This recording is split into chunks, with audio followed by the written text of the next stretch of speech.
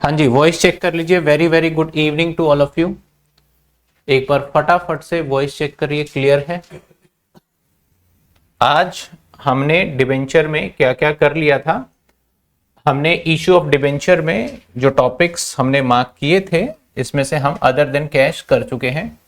आज का टॉपिक होगा दैट इज कोलेटरल सिक्योरिटी। ये होता क्या है पहले समझेंगे और उसके बाद फिर टू बी कंटिन्यू।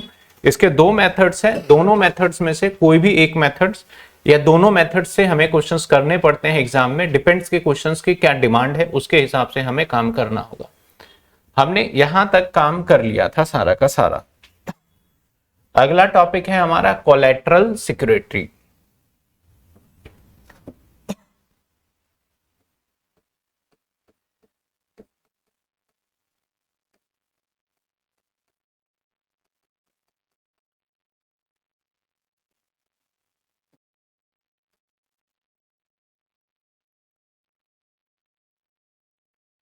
चलिए, कोलेटरल सिक्योरिटी। सबसे पहले कोलेटरल का मतलब समझिएगा, ठीक है ना, ध्यान से समझिएगा। कोलेटरल का मतलब होता है यहाँ पे नॉर्मली अकाउंट्स के दुनिया में, अकाउंट्स के वर्ड में हम पढ़ते हैं तो इसका मतलब क्या है, गिरवी। अगर हिंदी में बोले तो इसका मतलब गिरवी रखना। गिरवी समझते हो। और वैसे नॉर्मली गिरवी को हम जो है ना अकाउंट नॉर्मल बोलचाल इंग्लिश में प्लेज वर्ड से यूज करते हैं। प्लेज कर देना, किसी चीज को गिरवी रख देना, ठीक है ना। तो आपने देखा होगा कि अगर आपको पैसे चाहिए तो गोल्ड मुथूट फाइनेंस में गिरवी रख दिया और फिर उसने लोन ले लिया, तो कुछ गिरवी रखना।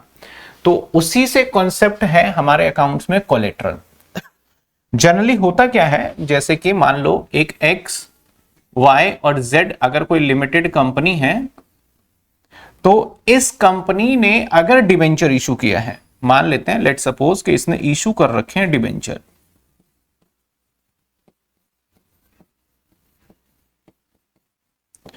और डिबेंचर जो इशू किया है, सपोज करो कि वो डिबेंचर इशू कर रखा है इसने 50 करोड़ रुपए का, 50 करोड़ रुपए का डिबेंचर इशू करा हुआ है पहले से ही। तो जब भी हम कभी डिबेंचर इशू करते हैं ना, तो नॉर्मली डिबेंचर आर सिक्योर्ड। वो क्या होता है, हमारा सिक्योर्ड होता है। तो जब भी हमने, हाँ ठीक है, तो जब भी हमने सिक्योर्ड होगा, सिक्योर्ड का मतलब क्या है, मैंने कुछ गिरवी रखा होगा। तो इस कंपनी के पास एक बिल्डिंग था, इस कंपनी के पास ना एक बिल्डिंग था, ठीक है। और जो ये बिल्डिंग था ना मेरे भाई, ये बिल्डिंग जो था कंपनी के पास, इस बिल्डिंग का कीमत था 60 करोड़। अब बिल्डिंग जब गिरवी रखेंगे तो बिल्डिंग गिरवी नहीं रखा जाता, बेसिकली उसके प्रॉपर्टी के पेपर रखे जाते हैं गिरवी। तो मैंने इस डिबेंचर होल्डर का एक ट्रस्टी बनता है, जिसके अंदर डिबेंचर होल्डर का एक पर्सन, कंपनी का एक पर्सन और एक गवर्नमेंट का ऑफिसर, सभी मिलके एक ऑर्गेनाइजेशन बनाते हैं, जिसके अंदर वो ट्रस्टी क्या करते हैं कि डिबेंचर होल्डर के जो पैसे हैं उसको सेफ रखते हैं।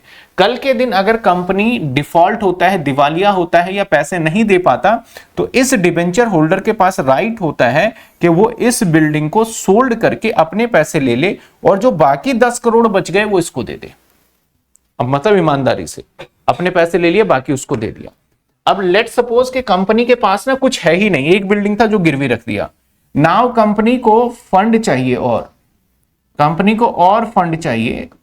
तो फंड चाहिए तो इसके लिए ये जाता है बैंक के पास और बैंक से बोलता है कि मुझे 6 करोड़ रुपए का कर्जा दे दो। तो बैंक वाले भी जब कर्जा देंगे ना, तो बैंक वाले क्या समझते हो, वो भी कुछ ना कुछ आपसे गिरवी रखवाएंगे, कुछ ना कुछ बोलेंगे भैया हमें रखने गिरवी रखने के लिए दो। लेकिन कंपनी की हालात की अगर मैं बात करूं तो इस कंपनी के पास तो कुछ भी नहीं है गिरवी रखने के लिए, क्योंकि एक था गिरवी रखने के लिए, वो किसके पास रख दिया इसने, डिबेंचर होल्डर के पास। अब बैंक के पास ये कुछ गिरवी रख नहीं सकता, तो बैंक लोन नहीं देगा इसको। बैंक ना लोन जो है वो तभी देगा जब इसके पास कोई गिरवी रखेगा। तो बैंक क्या करेगा, ऐसे सिचुएशन में मना कर देगा।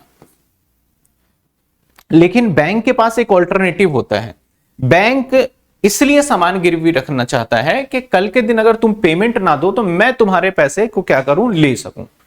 पर पर्पस तो यही है ना कि कल के दिन आप मेरे पैसे नहीं दोगे तो मैं उस पैसे को क्या कर पाऊं, रिकवर कर पाऊं। एक ही मात्र पर्पस है इसका।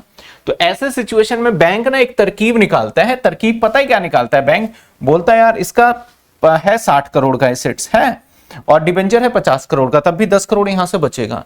तो बैंक कहता है कि तुम ना मुझे डिबेंचर इशू कर दो, तुम मुझे क्या करो, इशू कर दो डिबेंचर। आप लोन मान लेते हैं 6 करोड़ का है तो ये ज्यादा ही बोलेगा, 7 करोड़ रुपए का मुझे डिबेंचर इशू कर दो। और डिबेंचर के ऊपर इंटरेस्ट है मान लेते हैं 10%। फिर मैं बोलता है कि मैं आपको लोन दे दूंगा और लोन दूंगा मैं 16% पे, क्योंकि बैंक का लेंडिंग रेट हमेशा ज्यादा होता है।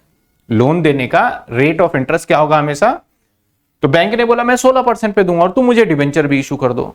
तो जो कंपनी है वो बैंकर के सामने, जो कंपनी है वो सोचता है यार इसके ऊपर भी मैं 10% दूंगा क्योंकि मैंने डिबेंचर इशू किया, और इसके ऊपर भी 16% दूंगा क्योंकि मैंने लोन लिया, तो डबल इंटरेस्ट का मार नहीं पड़ गया इस कंपनी के ऊपर। तो बैंक क्या कहता है कि भाई ये जो तुम डिबेंचर इशू करोगे मुझे 7 करोड़ का, इस पे आपको ब्याज नहीं देना है, नो नीड टू पे इंटरेस्ट, नो नीड टू पे इंटरेस्ट, आपको इंटरेस्ट नहीं देना। ये सिर्फ हम अपने पास इसलिए रख रहे हैं, बैंक कह रहा है कि हमारे पास सिक्योरिटी रहे कि कल के दिन आप मुझे पैसे नहीं दोगे तो हम भूल जाएंगे कि आपको क्या लोन दिया था नहीं दिया था। ये डिबेंचर एक्टिव डिबेंचर हो जाएगा। अभी फिलहाल ये डिबेंचर डेड है, जब तक आप मुझे ब्याज देते रहोगे। कौन कह रहा है, बैंक कह रहा है। किससे कह रहा है बैंक, कंपनी से, कि जब तक आप मुझे इसका इंटरेस्ट देते रहोगे लोन का, तब तक, तो जब तक डिफॉल्ट नहीं होगे तो हमें इसका कोई काम नहीं है। मेरे लिए महज ये कागज का टुकड़ा है, सिर्फ एक पर्चा है जो हमने रख रखा है। जिस दिन तुमने लोन का रीपेमेंट भी कर दिया, ये पर्चा ले जाओ अपना सरदर्दी को। लेकिन जिस दिन आपने लोन देने में डिफॉल्ट हुए, जिस दिन डिफॉल्ट हुए आप लोन देने में, उसी दिन मैं क्या करूंगा, इसको लेके मैं चला जाऊंगा, इस डिबेंचर होल्डर के जैसा बन जाऊंगा, और जब डिबेंचर इनको पैसे मिलेंगे तो मुझे भी पैसे मिल जाएंगे उस सिचुएशन में। तो बैंक का ऑब्जेक्टिव क्या था कि उसके जो पैसे हैं वो क्या हो जाए, उसको मिल जाए, इन केस कंपनी क्या हो जाए, डिफॉल्ट हो जाए। मिल सकता है नहीं मिल सकता, ऐसे बैंक को मिल जाएगा ना। तो बैंक तो सिक्योर्ड हो गया एक तरीके से, और इसको भी लोन मिल गया और बैंक को भी। तो मैंने जो ये डिबेंचर इशू किया, ये असली में नहीं है, ये नकली में डिबेंचर इशू है एक तरीके से देखा जाए तो, नॉट रियल, नकली में इशू किया है। तो डिबेंचर इशू क्यों किया मैंने, कहता है कि कोलेटरल सिक्योरिटी, कोलेटरल मतलब मैंने एक जुबान दिया है कि अगर मैं पैसे नहीं दूंगा तो तुम डिबेंचर बेच के ले लेना, ठीक है। तो मैंने अपने डिबेंचर को गिरवी रख दिया है। तो ये डिबेंचर रियल कब होगा, जब कंपनी क्या हो जाएगा, अगर कंपनी डिफॉल्ट नहीं हुआ तो इस डिबेंचर का कोई वैल्यू, तो ये डिबेंचर हो भी सकता है, और तो इसलिए इसको डिबेंचर सस्पेंस बोलेंगे, क्योंकि सस्पेंस का मतलब क्या होता है कि आइदर पॉसिबल यस और नो, मतलब कह नहीं सकते कुछ भी। तो अब कंपनी ने लोन कितने का लिया, 6 करोड़ रुपए का लिया। तो कंपनी एंट्री क्या करेगा पता है, कंपनी एंट्री क्या करेगा, बोलेगा bank account debit, general entry अगर मैं बोलूं तो बैंक अकाउंट डेबिट 6 करोड़ और टू बैंक लोन। बैंक से कितने का लोन ले लिया, 6 करोड़ का, मिल गया 6 करोड़ रुपए का लोन, ठीक है, कोई दिक्कत यहां पे। अब जैसे ही इसको लोन मिला उसके बाद डिबेंचर तो इशू नहीं हुआ, तो डिबेंचर पता है कैसे करेंगे हम, debenture suspense account debit to debenture account. कितने परसेंट डिबेंचर है, 10% डिबेंचर,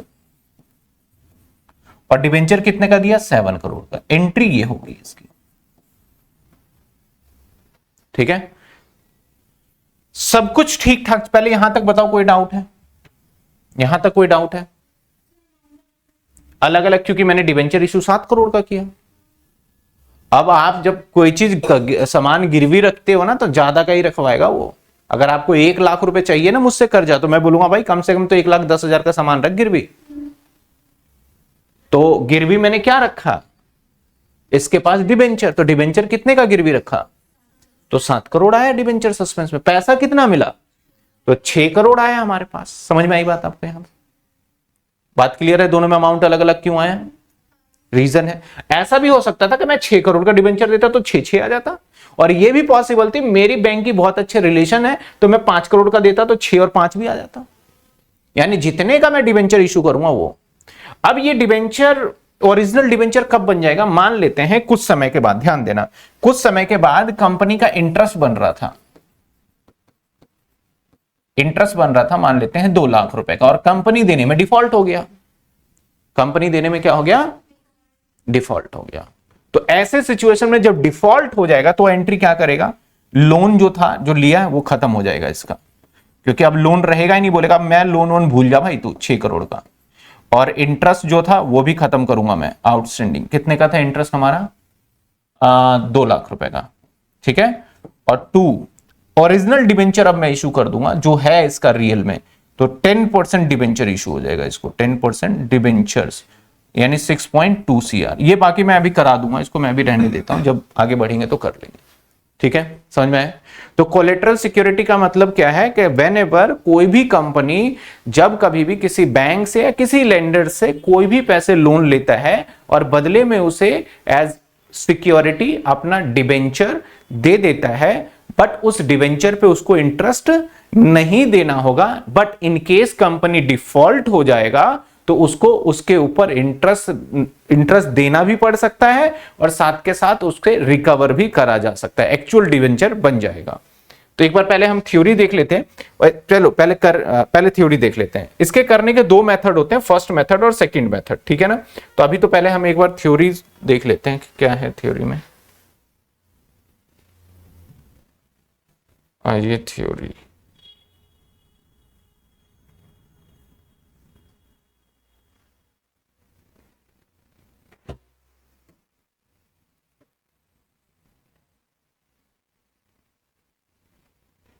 मेथड छोड़ते हैं।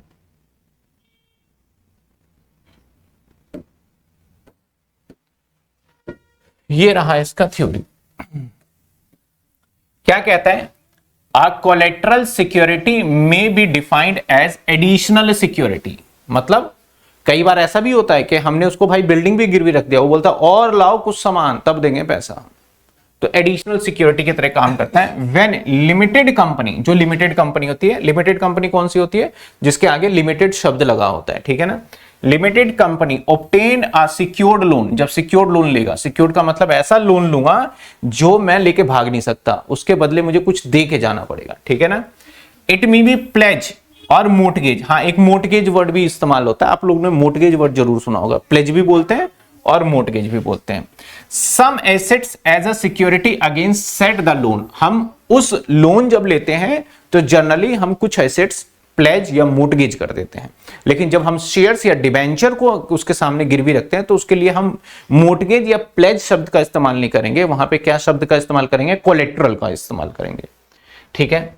बट द लेंडिंग इंस्टीट्यूशन में instead some more assets as a collateral security, जो बंदा लोन दे रहा है वो हमें फोर्स करेगा कि भैया मुझे कुछ और भी दो as a loan, so that the amount of loan can be raised in the full help collateral security in case amount relies from the sale of principal first। मतलब कि जो भी हमारा लेंडर है अगर हम नहीं देते तो उसका पहले प्रिंसिपल, 2 सिक्योरिटी हो गई, एक तो मैंने मान लो एक मैंने मकान भी दे दिया और फिर डिबेंचर भी दे दिया, तो फर्स्ट सिक्योरिटी हो गया मकान और सेकंड सिक्योरिटी हो गया क्या, डिबेंचर। तो security should be fall short than loan, जो कि लोन मनी है। In such situation limited company में इशू ऑन डिबेंचर, अपने डिबेंचर करेगा to lender in addition to some other assets already pledge mortgage, वो डिबेंचर देगा जिस डिबेंचर्स में के लिए पहले से कोई चीजें प्लेज पड़ी हुई है, कि अगर वो नहीं देगा तो मैं उस डिबेंचर के जैसा बन जाऊंगा और ले लूंगा मैं। As the case may be, such an issue of debenture known as a debenture issue as collateral security and no interest payable on the such debenture, और इस डिबेंचर पे ब्याज दिया नहीं जाएगा। The normal value of such debenture is the matter of agreement between the party, इसमें बस एक एग्रीमेंट होता है, और debenture issue as a collateral security can be realised by the lender, वो इस डिबेंचर के पैसे ले सकता है यानी बेच सकता है ओनली इन केस, कब, loan is not repay due date, अगर लोन को हमने नहीं रीपे किया ड्यू डेट पे, और the event any other breach of agreement, और हम दोनों के बीच में जो भी कॉन्ट्रैक्ट हुआ था अगर तोड़ दिया कि भाई पैसे मैं नहीं दे रहा, बैंक के और कस्टमर के बीच में लड़ाई झगड़ा हो गया, तो between the party on repayment of the loan the lender bound to release the debenture immediately, जैसे ही मैं उसके सारे पैसे दे दूंगा बैंक वाले के, तो लेंडर मतलब बैंक, बैंक बाउंडेड है कि भैया मेरे डिबेंचर वापस दे दे तू, जो डिबेंचर तूने लिया वो डिबेंचर क्या कर वापस दे दे loan. The lender is bound to be release the, release का मतलब दे दो, ठीक है। Debenture issue collateral security as the following manner, दो मैनर होते हैं डिबेंचर इशू करने के। कौन कौन से मैनर होते हैं, मैनर बोल लूं या मेथड बोल लूं?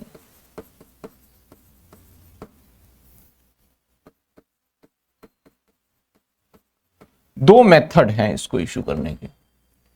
सर दो मेथड कौन कौन से हैं? एक माना जाता है that is a first method,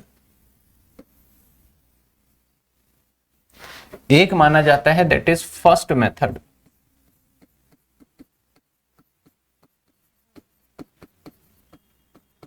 और दूसरा माना जाता है सेकंड मेथड। देखो नाम,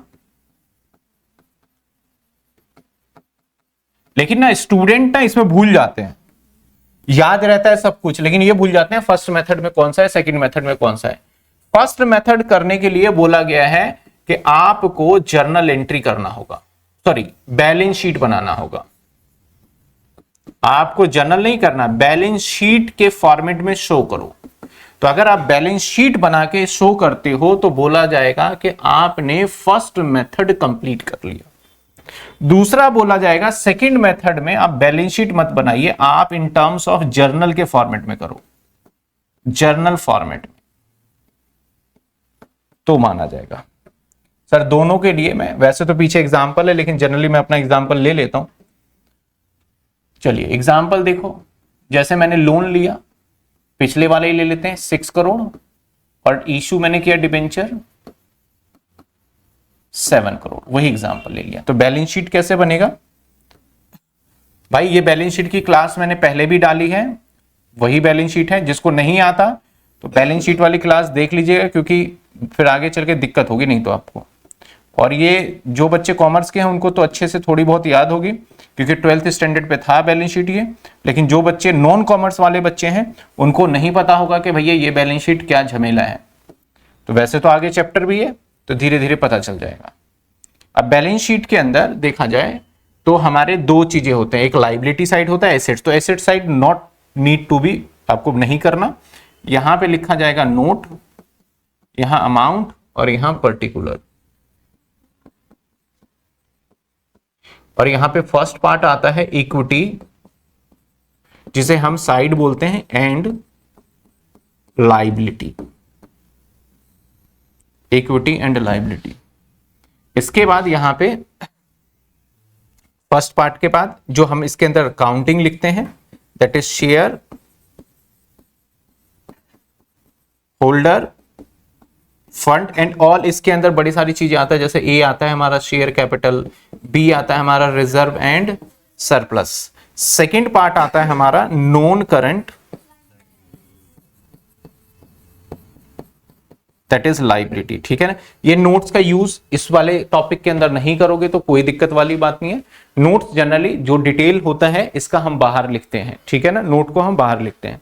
तो यहां पे नॉन करंट लाइबिलिटी के अंदर सबसे पहला ए पॉइंट आता है लॉन्ग टर्म बोरोइंग।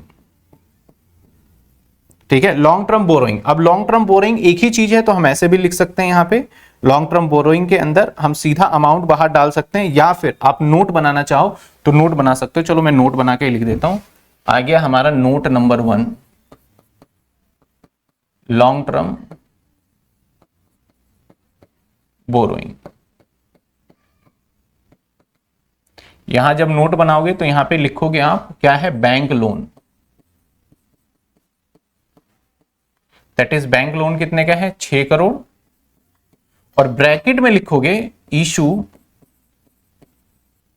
कि जो आप ये वीडियो देख रहे हैं, इस वीडियो को बनाने में हमारी बहुत मेहनत है। क्लास को रिकॉर्ड करने से लेके एडिटिंग तक, नोट्स को बनाने तक काफ़ी मेहनत है। तो प्लीज़ आप इस चैनल को सब्सक्राइब जरूर करिए और अपने दोस्तों को भी शेयर करिए कि इस चैनल पे आपको बीकॉम की सारे कंटेंट्स अवेलेबल होते हैं। इशू डिबेंचर 7 करोड़, ये ब्रैकेट में लिख दोगे तो ये हमारा एक नोट बन गया। क्या बन गया हमारा ये, और यहां पे सिर्फ 6 करोड़ रुपए लिखेंगे, बात खत्म। ये बन गई बैलेंस शीट। जो डिबेंचर आपने इशू किया है उसको हम एक ब्रैकेट में बंद कर देंगे। उसके अमाउंट को बाहर रिफ्लेक्ट नहीं करना। समझ में आई बात आपको? लेकिन अगर जर्नल एंट्री करोगे तो कैसे करोगे? जर्नल एंट्री में सबसे पहले आपने बैंक में पैसा आएगा ना, क्योंकि बैंक से लोन लिया, तो बैंक अकाउंट और to bank loan, to bank loan. जैसे कि हमने 6 करोड़ लिया है तो दैट इज 6 करोड़। और अगली एंट्री क्या होगी हमारी? डिबेंचर सस्पेंस टू, जितने परसेंट डिबेंचर 10% है तो 10% डिबेंचर 7 CR। पहला नरेशन जो लिखोगे being loan taken from bank, दूसरा debenture issue as a collateral security, ये बीइंग लिख दोगे। ये 2 मेथड है, ये 2 मेथड से करने होते हैं जो कि हमारा बनता है कोलेटरल सिक्योरिटी के ट्रांजेक्शन। तो आपके एग्जाम में ये जो छोटे छोटे से टॉपिक्स है ना, ये परेशान पता कब करते हैं? जब बड़े क्वेश्चन के अंदर एक लाइन लिख देगा कि also issue 10% debenture as a collateral security by taking loan, ये लाइन लिख देगा बस। इसको 2 लाइन जोड़ना है। एक बड़ा सा क्वेश्चन शेयर कैपिटल का चला रहा है, उसके लास्ट में 2 लाइन जोड़ देगा, also issue a debenture as a collateral security 5 lakh rupees, loan taken 3 lakh rupees, ये लाइन डाल देगा। तो भैया आपको ये करना होगा।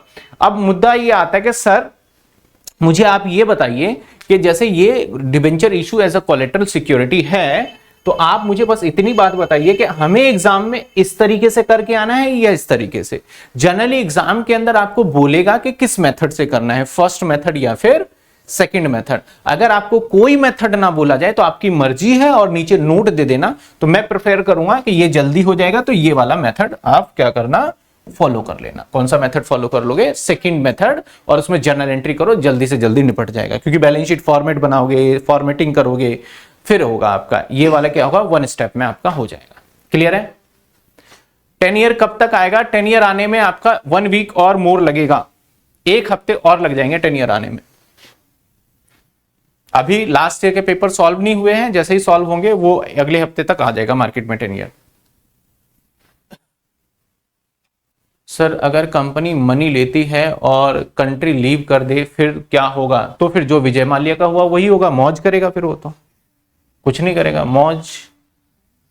इंडिया की गवर्नमेंट कुछ भी नहीं कर सकती। पॉलिटिक्स जरूर हो सकता है उसके ऊपर कि हम ये कर देंगे वो कर देंगे, लेकिन उसको छू भी नहीं सकती।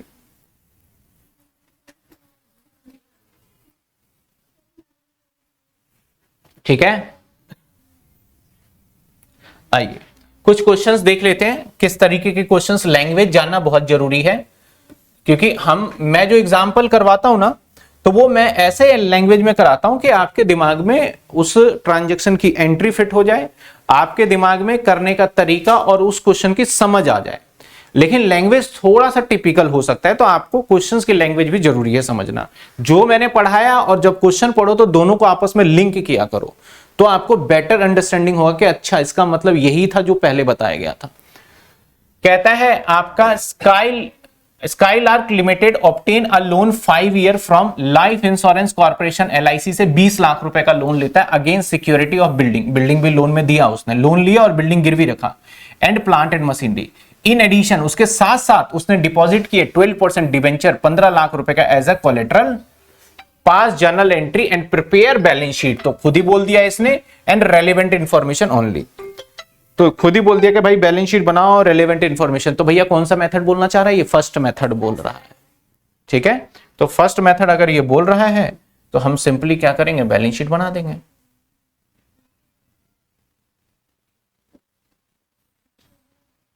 अब कोई बच्चा बोलेगा सर हमने ध्यान नहीं दिया था, बैलेंस शीट हमने देखा था कि क्वेश्चन तो आता है और जल्दबाजी में बस हम गए और जर्नल एंट्री करके आ गए, कुछ नंबर देगा एग्जामिनर, देगा 0। नहीं, अब लिखा है तो कर देंगे। कहां लिखा है जर्नल? पास नेसेसरी जर्नल, हाँ, और बैलेंस शीट भी बोला है। मान लो 1 पॉइंट लिखा हुआ है और बच्चे ने बोला सर मैंने जर्नल तक ही देखा और बैलेंस शीट नहीं बनाया, और जर्नल कर दिया, या फिर मैं जर्नल करके तो आ गया हूं, कुछ तो नंबर देगा, नहीं देगा। जो चीजें मांगा गया है वही इंफॉर्मेशन आपको प्रोवाइड करना है, तभी मार्क्स मिलेगा। बाकी देखो नंबर मैं सारा टीचर के ऊपर बात करता हूं। अगर टीचर बहुत ही अच्छे हैं, जो कि चाहते हैं कि आपके भविष्य के साथ खिलवाड़ ना हो, वो प्रॉपर पेपर चेक करेंगे, और जो चाहते हैं कि आप जिंदगी भर बर्बाद होते रहो, आपको पास कर देंगे बिना कुछ लिखे भी। और वो एक बार पास करना आपके जीवन में आपको इतना बर्बाद कर देता है ना जिसका कोई हद नहीं है। पहले स्ट्रिक्ट चेकिंग होते थे, बच्चे सुसाइड करते थे, कितने सुसाइड करते थे, एक दो कर लेते थे, करते थे, एक दो सुसाइड कर लिया, पेपर खराब हो गया तो उसके रिस्पॉन्सिबल कौन? खुद ही हो भाई, पूरी लाइफ थोड़ी ना तुम्हारी खराब हो गई। लेकिन अब उससे क्या हुआ, मार्किंग थोड़ी सी क्या कर दी, लीनियंट। अब तो बच्चे उस टाइम पे एक बार सुसाइड करते थे, अब डेली बच्चे घुट घुट के मरते हैं कि भैया पास तो हो गए लेकिन हमारे पास रोजगार नहीं है, नौकरी नहीं है, ग्रेजुएट हो गए लेकिन फिर भी अनएम्प्लॉयमेंट है। ये बहुत दुख की बात है। तो पेपर अगर रेलेवेंट जो टीचर्स है ना, अगर वो देखें ना, तो पेपर आप ये मत सोचिए कि क्या इंपैक्ट पड़ेगा, रिजल्ट खराब पड़ेगा, बच्चे के मन में क्या दुख होगा, नहीं होगा। पेपर बिल्कुल स्ट्रिक्ट, जो डिजर्विंग है उसके पेपर में 1 नंबर कटने नहीं चाहिए, और जो नॉट डिजर्विंग है उसको 32 है तो 32 ही मिलने चाहिए, 33 नहीं मिलने चाहिए, मेरा ये मानना है, ताकि वो अगली बार हार्ड वर्क करे। और उसके हिसाब से मैं खुद बताऊं, मैं खुद पढ़ता था 11th में, मेरी अकाउंट्स में कंपार्टमेंट आई थी, मेरी अकाउंट्स में 11th क्लास में कंपार्टमेंट आई थी। तो जब मेरी कंपार्टमेंट आई 11th में, तो कहीं ना कहीं मुझे रियलाइज हुआ यार इस सब्जेक्ट को करना चाहिए। तब मैंने उस कंपार्टमेंट के ड्यूरेशन में मैंने बहुत अच्छे से मेहनत करी, जिसकी वजह से मैं आज यहां पे खड़ा हूं। तो मेरे साथ, मैंने तो नहीं सुसाइड कर लिया, मैं तो नहीं मर गया जाके, मेरे लिए क्या था, वो पॉजिटिव ही साइन हुआ ना। और जो नहीं कर रहे हैं उसके साथ तो भैया अब कुछ नहीं कर सकते। चलिए अब देखिए यहां पे नंबर 1 इक्विटी एंड लायबिलिटी। और वैसे भी कह रहे हैं कि भाई 2026 में इतनी जॉब जा रही है ना, आपको यकीन नहीं होगा कि इतनी जॉब जा रही है इस टाइम पे एआई के आने की वजह से। अभी कुछ डेटा भी आया है कि बहुत लोगों की नौकरी, जो आईटी वाले थे ना बंदे, आईटी का काम समझते हो, जो कि सॉफ्टवेयर बनाते हैं, उन तो बर्बाद हो गए, उनकी हालात बहुत बद से बदतर हो गई। मतलब नौकरी है ही नहीं, सब निकाल रहे हैं, जितने बड़ी बड़ी कंपनी, टीसीएस, इन्फोसिस, ये सब निकाल रहे हैं। जहां दिमाग लगता है ना, जहां दिमाग, वही काम बचा हुआ है। क्योंकि एआई जो है वो अपना दिमाग नहीं लगाता, उसमें जो डेटा फीड है वही काम करता है, और सॉफ्टवेयर वगैरह वो क्या करता है, किसी को कॉपी करके रिसोर्स करके कर लेता है। लेकिन हमारा एक अकाउंट्स ऐसा सेक्शन है ना, जितने ज्यादा सामने वाला पर्सन जो होगा वो चालाकी करेगा, क्योंकि ह्यूमन से दिमाग आगे किसी का है ही नहीं, किसी का नहीं आगे है।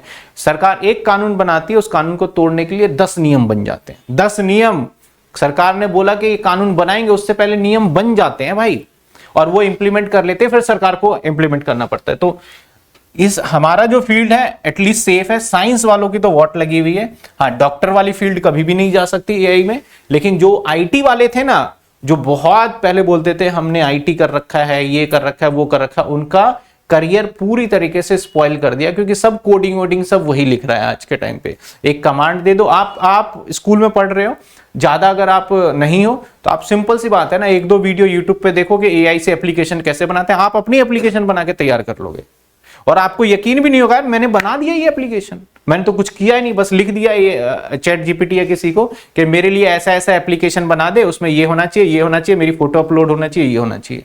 तो वो चीजें आ गई है आज के टाइम पे। आइए चलिए कम टू द पॉइंट। मैं सीधा इक्विटी एंड लायबिलिटी पे मैं सीधा पहला पॉइंट लिख देता हूं यहां पे, क्योंकि मैं यहां पे शेयर कैपिटल है नहीं, तो पहला पॉइंट लिख देता हूं मैं सीधा नॉन करंट लायबिलिटी, ऐसे भी लिख सकते हो, non current liability. Point number A, long term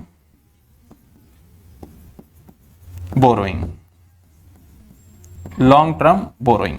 इसके अंदर ही लिख सकते हो आप चाहो तो लोन, और लोन कितने का लिया भाई इसने, 20 लाख, और ब्रैकेट में क्या लिख सकते हो आप यहां पे, इशू डिबेंचर ₹15 लाख। अगर जर्नल एंट्री फॉर्मेट में करना है, मैंने इसके लिए नोट नहीं बनाया, देखो पीछे वाले पॉइंट में नोट बना दिया था, यहां पे नोट नहीं बनाया, यहीं पे काम चला लिया, ये भी चल जाएगा, आपका नंबर नहीं कटेंगे आपको। लेकिन हाँ, बैलेंस शीट के ऊपर प्रॉपर लिखिएगा, बैलेंस शीट, ठीक है ना। अगर डेट वेट दे रखा है तो एज ए डेट वगैरह जो डालते हैं वो फॉर्मेटिंग अच्छे से रखिएगा, बस इसमें फॉर्मेटिंग क्या ही है। अगर जर्नल एंट्री बोला जाए तो मैं क्या करूंगा, bank loan to loan, sorry, bank account debit to bank loan, bank loan, bank account debit to bank loan. कितने रुपए का लोन लिया भाई, 20 लाख का। अगली एंट्री क्या होगी, debenture suspense debenture suspense to 12% debenture. कितने रुपए लिखूंगा बताओ? 15 लाख। ये हो गया जनरल एंट्री। और जनरल एंट्री कराइए कौन सा मेथड है बताओ? Second method. और ये वाला कौन सा मेथड है? First method. या तो एग्जामिनर ये नहीं, ये लाइन ना लिखता और सीधा लिख देता कि मतलब कि सॉल्यूशन कहता है बाय फर्स्ट मेथड लिख देता है या सेकंड मेथड, तब भी आपको समझना पड़ेगा कि किससे करना है। समझे बात आप? तो ये था हमारा कोलेटरल सिक्योरिटी का। एक आध और क्वेश्चन देख लेते हैं। आपकी किताब आ गई है मार्केट में आपकी, आप ले सकते हो। मैंने लिंक वगैरह सब कुछ दे दिया है ऑलरेडी। देखो एक आध क्वेश्चन और मिल जाए मुझे इस टाइप का।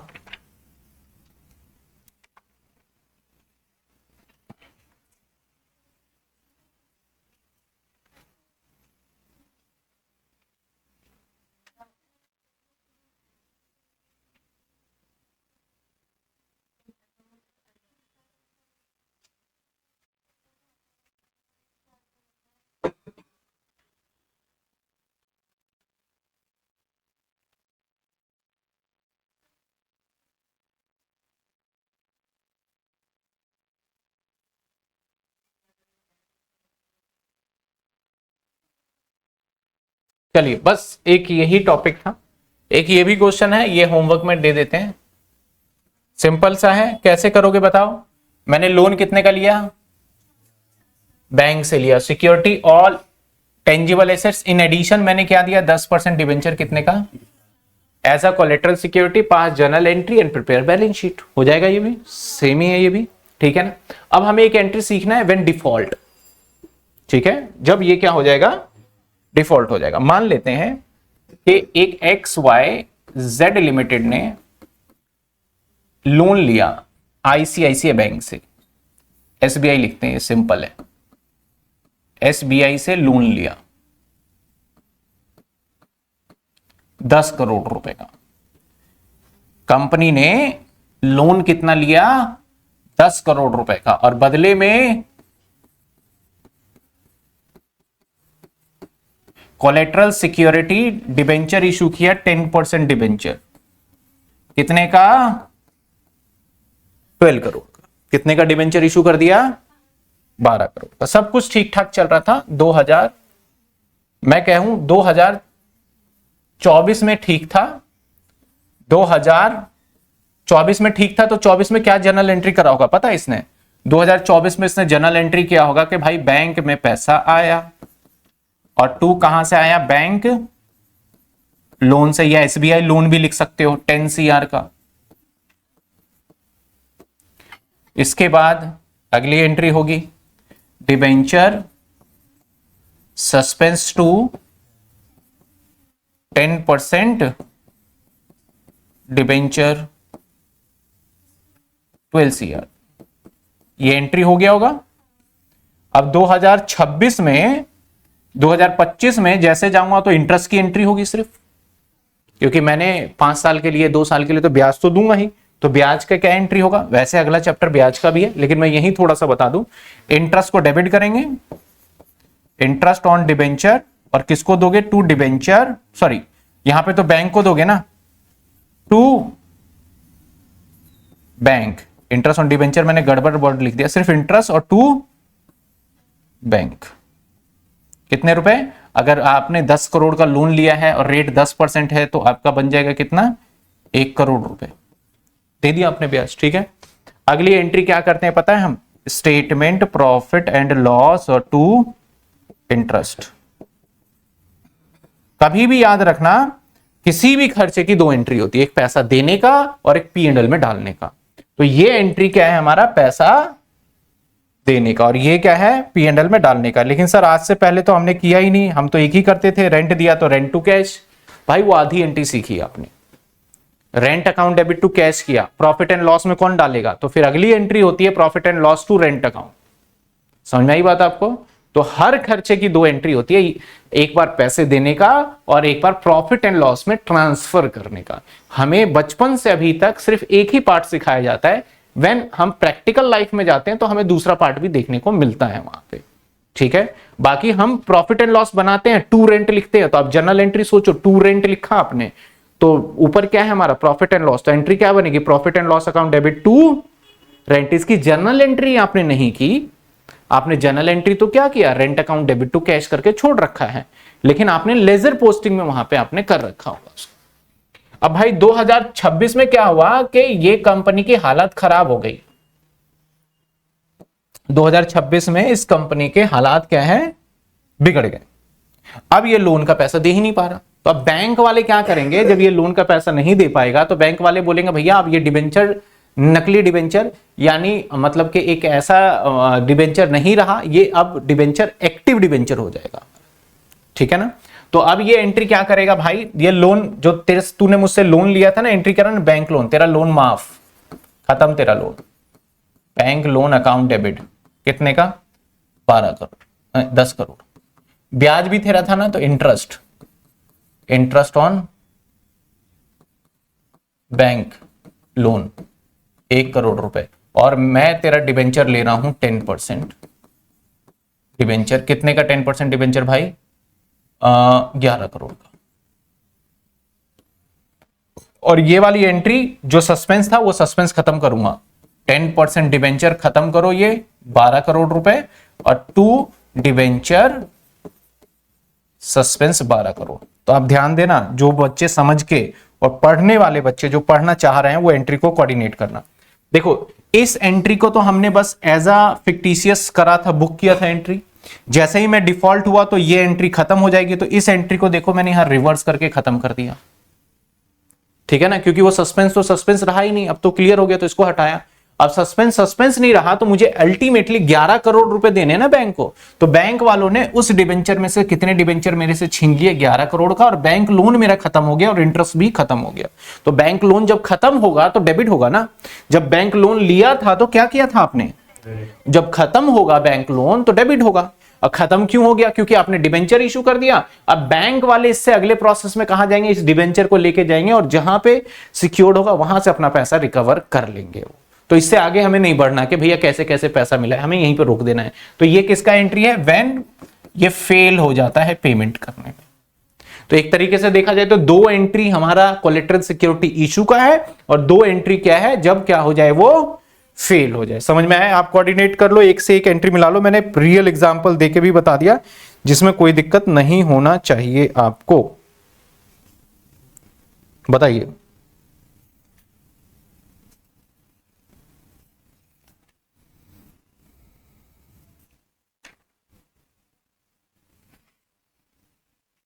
बताइए कोई दिक्कत। एचआरएम की क्लास की कोई अपडेट, एचआरएम की तो अभी नहीं है कोई अपडेट, और अगर कोई क्लास आई भी एचआरएम की तो जिस हिसाब से आपको कंपनी लॉ की फ्री क्लास दी गई थी, एचआरएम के भी फोल्डर में फ्री ऑफ कॉस्ट दी जाएगी क्लास। अभी इस साल हम कोई पेड करने का प्लान नहीं कर रहे एचआरएम का। क्लियर है आपको, कोई दिक्कत कोई परेशानी। तो ये था हमारा टॉपिक कोलेटरल सिक्योरिटी का, जो हमने पूरा कर लिया विद थ्योरी। इसमें कहीं से कहीं तक कोई दिक्कत आपको नहीं होना चाहिए। अब देखते हैं सर हमारा अगला टॉपिक क्या आता है। अगला टॉपिक आता है हमारा किसका सर, ये भी हो गया। इसके बाद आता है डिबेंचर इंटरेस्ट की बारी, ठीक है ना। और ये वाला टॉपिक तो एक छोटा सा टॉपिक है, बिल्कुल स्मॉल सा, वो तो कई बार आता है नहीं आता है, इसको देख लेंगे। तो मैं थोड़ा सा आज क्लास ज्यादा लंबी तो नहीं ले रहा, आज की क्लास ज्यादा लंबी तो नहीं ले रहा क्योंकि इसके क्वेश्चंस मुझे यहाँ पे लगाने नहीं लगा पाया।